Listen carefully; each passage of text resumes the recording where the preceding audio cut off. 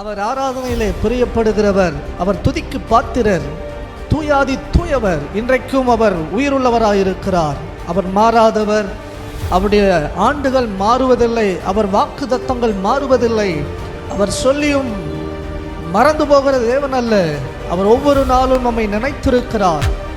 ஒவ்வொரு நாளும் நம்மை கர்த்தர் ஏந்தின விதங்களையும் ஏந்தின காரியங்களையும் நடத்தி வந்த பாதைகளையும் நாம் திரும்பி பார்க்கும் பொழுது நிச்சயமாய் கர்த்தர் செய்த நன்மைகள் ஏராளம் தாராளம் எண்ணிலடங்காத நன்மைகளை தகப்பு ஒவ்வொரு நாளும் செய்து கொண்டிருக்கிறார். நீங்களும் நானும் அந்த நல்ல தகப்பனை, அந்த ராஜாவை, அந்த யெகோவாவை நினைத்து நாம் பாடி கர்த்தரை மகிமைப்படுத்துவோம்.